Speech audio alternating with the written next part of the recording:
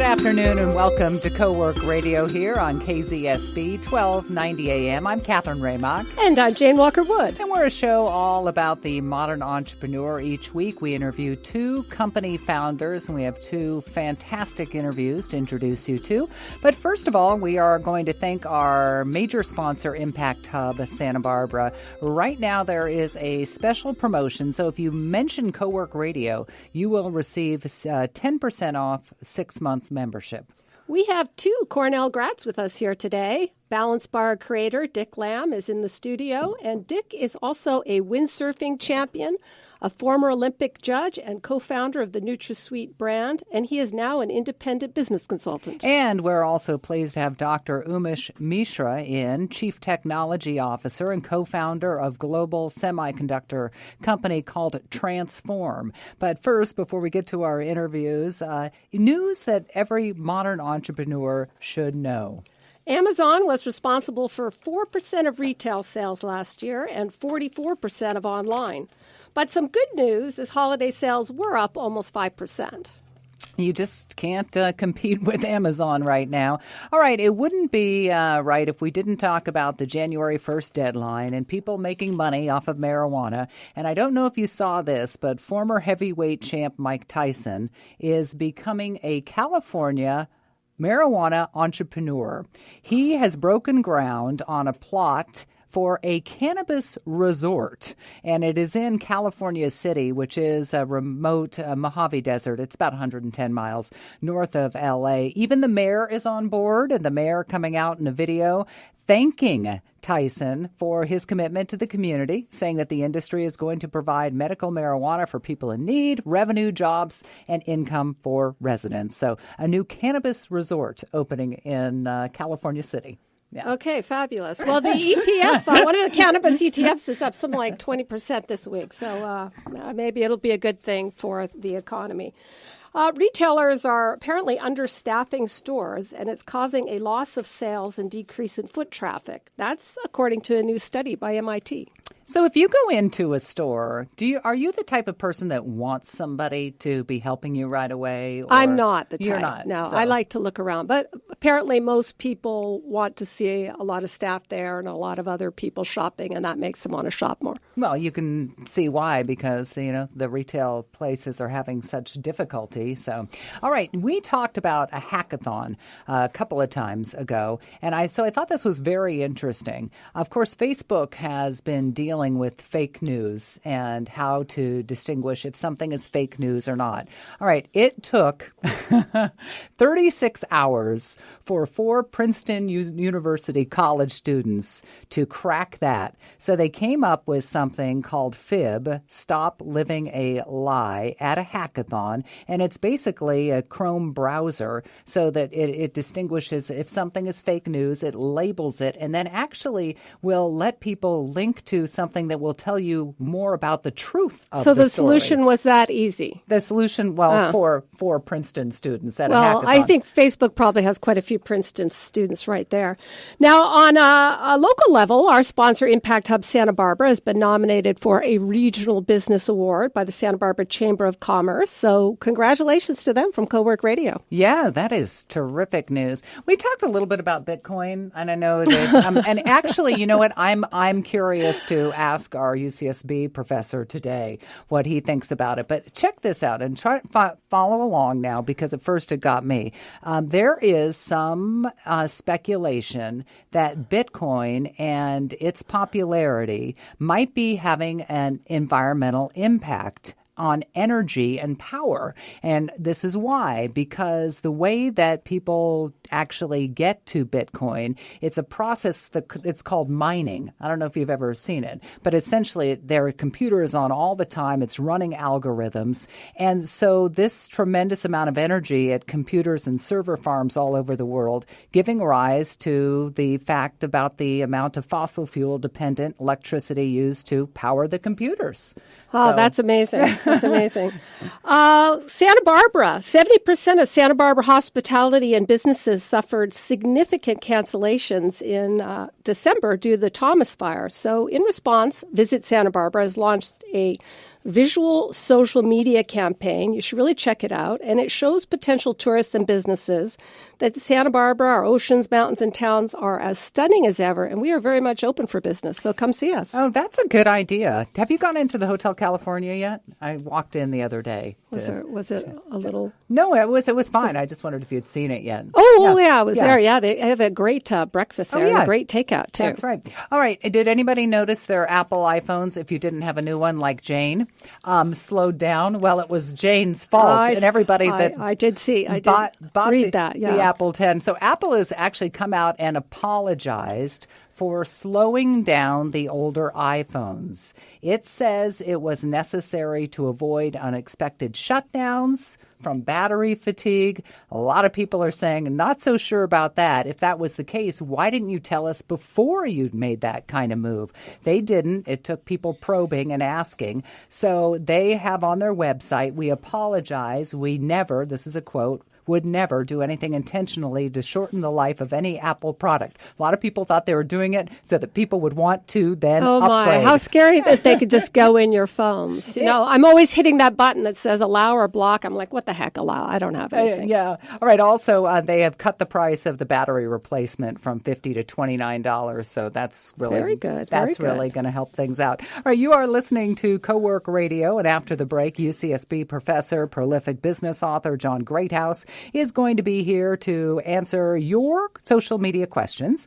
You're listening to Co-Work Radio here on KZSB 1290 AM. You can follow us on social media. And thank you once again to Impact Hub Santa Barbara. Once again, tell them you've listened to Co-Work Radio, 10% off your 6-month membership. We'll be back right after this.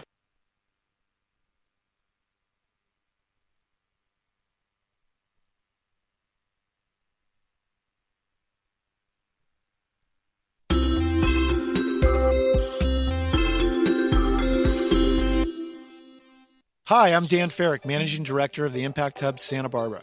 Come visit us and find out why co-working spaces are booming. Our 2 locations in the Funk Zone and downtown Santa Barbara offer private offices, permanent desks, and a variety of co-working memberships starting as low as $60 a month. Mention Co-Work Radio when you book our tour, and we'll give you 10% off your first 6 months of membership. Join a community where you can live and work smart. Go to ImpactHubSB.com or call 284-0078 to find out more. Hi, it's Catherine Raymock. Are you buying or selling a home? See Compass Realtor Terry Ryken. I went to Terry because of his reputation and experience, but was quickly taken by his genuine enthusiasm. It's that combination that truly sets him apart. Terry specializes in properties in Montecito, Hope Ranch, Santa Barbara, and Santa Ynez Valley, and has 39 years of experience as an agent and broker. There are so many realtors to choose from, but only one Terry Ryken. Find out for yourself. Google search Terry Ryken. The Central Coast may seem laid back, but when it's time to work, no one works harder, including the bank that's grown up here. Montecito Bank and Trust offers customized lending and banking for all businesses, big and small. It's harder than offering one-size-fits-all solutions, but it's the right thing to do. And here, getting things right is a way of life. Montecito Bank and Trust. Behind every great community is a great bank. Montecito.bank. Member FDIC. Do you have a special event coming up? Go to Zoto's for all your party needs. At Zoto's, they offer packages for birthday parties, corporate and team building events, accompanied, of course, with a light show, DJ, delicious food, bowling, and full bar. Call 967-0128, where the staff will help you plan and execute an exciting event, all within your budget. Go to Zotos.com to book your party now, because when you're having an event, it's got to be Zoto's.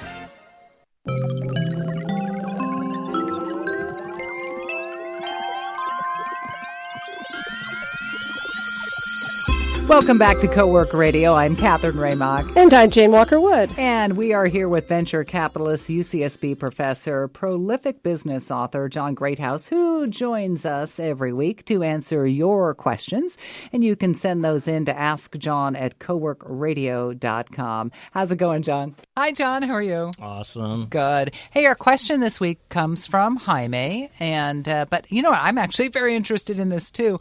What do you think about internet-based funding? So So there's Indiegogo and Kickstarter, I guess I would imagine. Yep. But his question is, should I try those platforms first, or is it better to start with more traditional sources like banks? Right. Well, it's going to depend, obviously, on his venture. So if you have a piece of hardware or a consumer product that you can deliver to someone that participates in your Kickstarter program or Indiegogo, then I think it could be a great alternative. And there's actually been 2 here in Santa Barbara. Milo, which is a sensor that tells you how much your blood alcohol level is. So you're drinking, you can kind of check it out and make sure that you're haven't had too much. And then Tracker, which is another very successful company here in town, they had one that didn't work, and then they sort of revamped and went out, I think, on Kickstarter and ended up having a very successful campaign.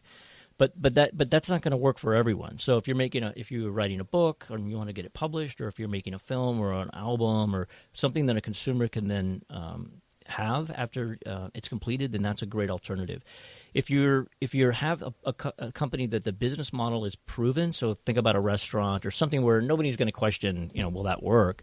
And you have assets that can be collateralized, such as stoves and refrigerators, then the banks can be a good alternative. The bank is never going to loan you money for a startup. I mean, it's just not going to happen, right? They need to have assets they can attach so that if the loan isn't paid off, they can get some of their money back.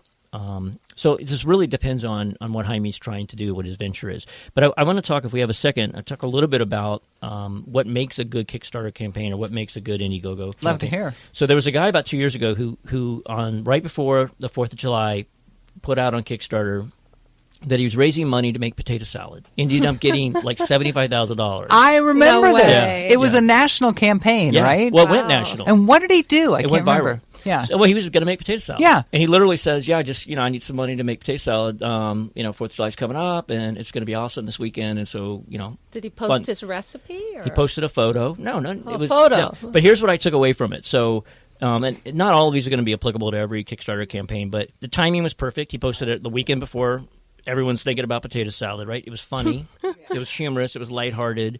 He maintained a nice level of engagement. So he responded to people's comments and he kept updating it. So then he was like, "Hey, I'll send you my recipe if you give me $100, and hey, I'll let you taste it if you give me 1,000 or whatever." He just kept throwing in all of these premiums for people to encourage people to give him more money. He kept it brief. I've seen so many of these where they want to put like their business plan on the internet. Like nobody's going to read it. Like, what are you doing? You're writing a book, and okay, I'll give you $20, but I'm not gonna spend an hour. I'm not going to read it. But you know what I mean? It's got to be to the point, right? Sure.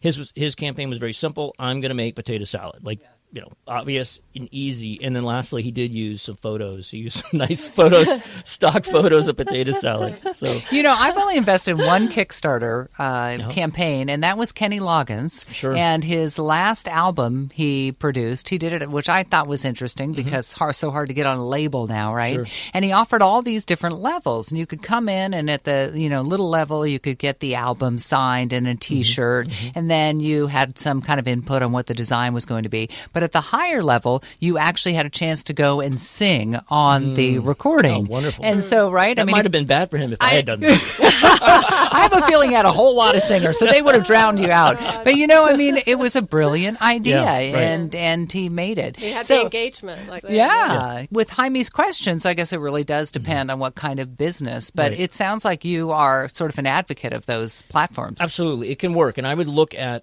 and the potato salad one's a good example because it was unusual, but I would look at other campaigns that are offering a similar product that you are and see why did they work. And then I might launch it on a different platform. So if you find one on Kickstarter that worked really well, kind of look at the dynamics of why you think it worked and then maybe launch it on Indiegogo or one of the other ones. That's a good idea. It's almost like buying stock in a company before they're public, right? Right. And how about the people that invented Kickstarter? Right. Yeah, well, It's where great. are they? Yeah. That's a great idea. I mean, it was a need. I mean, it was a problem that was out there that needed solving, and they went out there and solved it. Hey, John, thank you. And Jaime, we hope we answered your question. If you'd like to contact John and ask him a question, so easy to do so. Yes, please send your questions to askjohn@coworkradio.com. And we'll see you next week, John. All right. Thank you.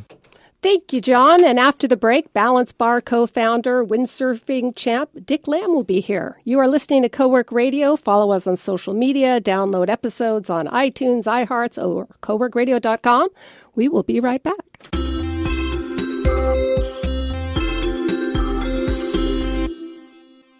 Hi, I'm Dan Ferrick, Managing Director of the Impact Hub Santa Barbara. Come visit us and find out why co-working